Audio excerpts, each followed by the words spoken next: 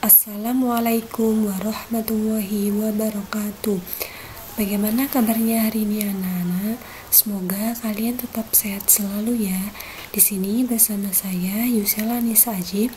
Kali ini kita akan belajar mengenai materi IPA kelas 7, materi pencemaran udara dan tanah. Sebelum memulai pembelajaran, alangkah baiknya kita berdoa terlebih dahulu ya. Bismillahirrahmanirrahim. Raditu billahi rabba wa bil islami dina wa bi muhammadin nabiyyan wa rasula. Rabbi zidni ilma warzuqni fahma waj'alni min ibadikas sholihin. Tujuan pembelajaran kita hari ini yang pertama, siswa mampu menguraikan proses terjadinya pencemaran udara dan tanah. Nah, ini sama dengan pertemuan kita minggu lalu. Kalian nanti dapat menguraikan proses terjadinya pencemaran dari 3 perubahan, yaitu perubahan fisika, perubahan kimia, dan perubahan biologi. Lalu yang kedua, siswa mampu menghubungkan proses terjadinya pencemaran udara dan tanah dengan dampaknya bagi keberlangsungan makhluk hidup pada ekosistem. Pengertian pencemaran udara dan tanah yaitu masuknya makhluk hidup, zat, energi, atau komponen lain ke dalam udara atau tanah. Akibatnya, kualitas udara atau tanah turun sampai ke tingkat tertentu yang menyebabkan udara atau tanah tidak berfungsi lagi sesuai dengan fungsinya. Nah, tapi kalian masih ingat kan bagaimana syaratnya terjadinya pencemaran, yaitu apabila polutannya melebihi ambang batas atau kadar seperti itu. Apabila polutan tidak melebihi ambang batas atau kadar, belum bisa dikatakan udara atau tanah tercemar. Kemudian pencemaran udara ini memiliki beberapa polutan. Yang pertama yaitu gas karbon dioksida atau CO2 yang bersumber dari bahan bakar kendaraan bermotor, pembakaran, pernafasan, dan proses pembusukan. Dampaknya dapat mengakibatkan efek rumah kaca, pemanasan global, es di kutub mencair. Lalu polutan yang kedua yaitu gas sulfur oksida dan nitrogen oksida. Nah, ini bersumber dari bahan bakar kendaraan bermotor, pembakaran tidak sempurna, dan hujan asam. Dampaknya yaitu dapat mengakibatkan kesuburan tanah berkurang, ekosistem terganggu, dan dapat mengakibatkan logam cepat berkarat. Lalu yang ketiga yaitu gas karbon monoksida atau CO. Nah, ini bersumber dari bahan bakar kendaraan bermotor, pembakaran tidak sempurna. Nah, dampaknya dapat mengakibatkan kematian karena gas karbon monoksida atau gas CO ini dapat menyebabkan hemoglobin yang ada di dalam darah itu tidak dapat berikatan dengan oksigen. Kemudian polutan yang keempat yaitu CFC. Ini bersumber dari lemari es, AC, dan parfum semprot. Dampaknya dapat mengakibatkan ozon berlubang, kanker kulit, dan menurunnya kekebalan manusia. Proses terjadinya pencemaran udara ditinjau dari perubahannya. Yang pertama yaitu perubahan fisika, perubahan kimia, dan perubahan biologi. Perubahan fisika. Nah, dari kata kuncinya fisika. Jadi dapat kita amati secara fisik. Nah, apa sih kata kunci perubahan? Syaratnya yaitu terjadi dari keadaan awal menuju keadaan akhir. Nah, yang pertama dapat kita amati yaitu perubahan warna udara. Ketika udara itu tercemar oleh gas-gas polutan yang ada di udara, ini dapat mengubah warna udara. Yang awalnya udara itu tidak berwarna, dapat berubah menjadi gelap dan pekat. Seperti itu anak-anak. Lalu yang kedua yaitu perubahan kelembapan. Apa sih yang dimaksud kelembapan? Kelembapan adalah kandungan uap air yang ada di udara. Faktanya, semakin tinggi suhu udara, semakin rendah kandungan uap air di udara. Jadi dapat kita katakan bahwa apabila di udara semakin banyak gas polutan, dapat mengakibatkan kelembapan udara semakin rendah atau semakin berkurang. Lalu yang ketiga yaitu perubahan suhu udara. Ketika ketika polutan di udara itu semakin banyak, dapat mengakibatkan perubahan suhu udara. Yang awalnya suhu udara normal dapat menjadi lebih tinggi atau lebih panas. Kemudian proses terjadinya pencemaran udara dari segi perubahan kimianya. Nah, di sini berhubungan dengan senyawa kimia atau zat-zat kimia. Bagaimana perubahannya? Nah, ketika udara itu terkontaminasi oleh gas-gas polutan yang terlalu banyak, dapat mengubah komposisi udara normal, yang mana komposisi udara normal ini tersusun dari 78% nitrogen, 21% oksigen, dan sisanya adalah uap air dan karbon dioksida.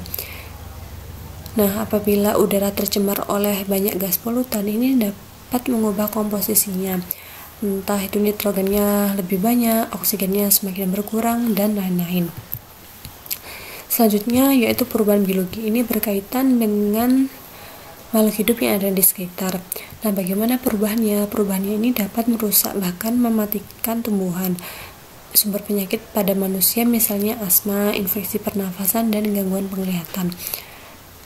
Tumbuhan atau pohon itu berfungsi untuk menyaring gas dan partikel polutan yang dihasilkan baik dari aktivitas manusia atau aktivitas alam dengan menyerap atau mengatur pertukaran gas di udara, sehingga kualitas udara dapat meningkat dengan pelepasan oksigen di udara. Nah, hal ini bisa terjadi apabila gas-gas polutan yang dihasilkan itu tidak terlalu banyak, sehingga tumbuhan atau pohon masih bisa menyaringnya seperti itu. Tapi apabila gas-gas polutan yang dihasilkan dari aktivitas manusia dan aktivitas alam itu terlalu banyak, nah hal ini kurang efektif ya anak-anak. Jadi peran dari tumbuhan atau pohon itu tidak bisa maksimal. Selanjutnya, dampaknya bagi ekosistem yang pertama, menurunnya kualitas lingkungan, lalu sumber penyakit, hujan asam, dan efek rumah kaca. Selanjutnya, efek rumah kaca. Apa sih yang disebut dengan efek rumah kaca? Efek rumah kaca adalah kejadian di mana panas di bumi terperangkap karena terhalang oleh gas emisi seperti karbon dioksida pada atmosfer. Nah, seperti pada gambar, di sini ada proses terjadinya efek rumah kaca. Di sini ada bumi, di sini ada lapisan atmosfer, dan di sini ada matahari. Apa sih yang dimaksud dengan lapisan atmosfer? Lapisan atmosfer adalah lapisan yang menyelimuti bumi atau lapisan yang melindungi bumi. Nah, di bumi di sini terdapat aktivitas manusia dan aktivitas alam yang mana dapat menghasilkan gas-gas rumah kaca. Apa saja gas-gas rumah kaca? Gas-gas rumah kaca ini seperti karbon dioksida, nitrogen oksida, dan sulfur oksida. Nah, gas-gas ini yang dihasilkan dari aktivitas manusia dan aktivitas alam ini nantinya akan berkumpul di atmosfer bumi. Nah, di atmosfer bumi ini sebenarnya sudah ada gas-gas rumah kaca. Nah, apabila ketambahan dari bumi dapat mengakibatkan gas-gas rumah kaca ini yang ada di atmosfer semakin banyak. Nah, apabila sinar matahari ini menyinari bumi, panasnya kan sebagian diserap oleh bumi dan seharusnya dipantulkan menuju angkasa. Nah, apabila gas-gas rumah kaca di atmosfer bumi ini terlalu banyak, panas matahari yang harusnya dipantulkan ke angkasa ini tidak dapat menembus atmosfer karena terlalu banyak gas-gas rumah kaca di atmosfer.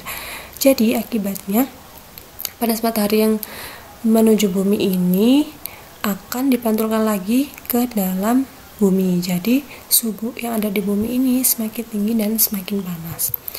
Nah, selanjutnya proses terjadinya pencemaran tanah. Ini ditinjau dari 3 perubahan, yaitu perubahan fisika, perubahan kimia, dan perubahan biologi. Nah, yang pertama yaitu proses terjadinya pencemaran tanah dari perubahan fisika. Nah, di sini dapat kita amati secara fisik ya. Nah, yang pertama yaitu perubahan warna tanah. Nah, tanah yang terlalu banyak polutan ini dapat mengubah warnanya. Yang awalnya warna tanah itu gelap dapat berubah menjadi lebih terang karena tanah yang memiliki unsur hara cenderung berwarna gelap, anak-anak. Lalu yang kedua yaitu perubahan tekstur tanah, di mana tanah yang terlalu banyak polutan dapat mengubah teksturnya. Yang awalnya gembur menjadi padat atau tandus. Lalu yang ketiga, perubahan ruang pori dalam tanah. Ruang pori dalam tanah akan semakin berkurang akibat terlalu banyak polutan. Lalu yang kedua yaitu perubahan kimia. Perubahan kimia ini berkaitan dengan senyawa-senyawa dan zat-zat kimia yang ada di dalam tanah. Nah, akibat terlalu banyak polutan di dalam tanah ini dapat mengurangi unsur hara di dalam tanah. Karena apa? Karena polutan ini dapat mengikat unsur hara di dalam tanah, sehingga tanah itu nanti dapat berubah teksturnya, warnanya, dan ruang pori di dalam tanah. Jadi perubahan kimia ini dapat kita kaitkan dengan perubahan fisika yang tadi ya anak-anak. Lalu memasuki perubahan biologinya ini berkaitan dengan organisme dan mikroorganisme yang ada di dalam tanah dapat terganggu kelangsungan hidupnya. Misalkan tumbuhan dapat terganggu untuk menyerap unsur hara dan air di dalam tanah akibat banyaknya polutan di dalam tanah. Nah, Ibu beri contoh ya, apabila tanah itu terlalu banyak plastik, ini dapat mengganggu kelangsungan hidup tumbuhan. Karena apa? Karena akar-akar tumbuhan ini tidak dapat menyerap unsur hara dan air di dalam tanah akibat terganggu polutan plastik tersebut. Kemudian hujan asam. Apa sih yang dimaksud hujan asam? Hujan asam ini dapat terjadi ketika gas sulfur oksida dan nitrogen oksida berkaitan dengan uap air dan membentuk asam sulfat dan asam nitrat. Nah, uap air yang mengandung asam tersebut dapat membentuk awan dan turun sebagai hujan. Inilah yang disebut dengan hujan asam anak-anak. Nah, selanjutnya yaitu tugas harian siswa pencemaran udara. Nah, di sini terdapat grafik ya anak-anak, grafik mengenai gas CO2 yang dihasilkan dari kendaraan bermotor dari tahun 2009 sampai tahun 2013. Nah, nanti kalian amati grafiknya, kemudian kalian jawab pertanyaan di bawahnya. Yang pertama yaitu bagaimana keadaan suhu udara pada tahun 2013 dibandingkan dengan tahun 2012. Nah, nanti pokoknya kalian jawab ya nomor 1 dan nomor 2 di buku. Nah, lalu untuk tugas harian untuk penyemaran tanah, di sini juga ada grafik mengenai jumlah sampah plastik tahun 2011 hingga tahun 2013. Nah, ini grafiknya semakin naik ya anak-anak. Nah, nanti kalian baca soalnya, lalu kalian jawab pertanyaan yang pertama, bagaimana keadaan tekstur tanah pada tahun 2013 dibandingkan dengan tahun 2012. Yang kedua, bagaimana dampak peningkatan sampah plastik bagi tumbuhan. Nanti kalian jawab di buku tulis, lalu kalian kumpulkan melalui Google Form ya anak-anak. Ibu tunggu tenggatnya hingga hari Sabtu jam 9 pagi. Ibu harap tidak ada yang terlambat untuk mengumpulkan ya anak-anak. Nah, sekiranya cukup pembelajaran hari ini. Sebelum mengakhiri pembelajaran, alangkah baiknya kita mengucapkan hamdalah. Alhamdulillahirabbil alamin. Sekian dari saya. Wassalamualaikum warahmatullahi wabarakatuh.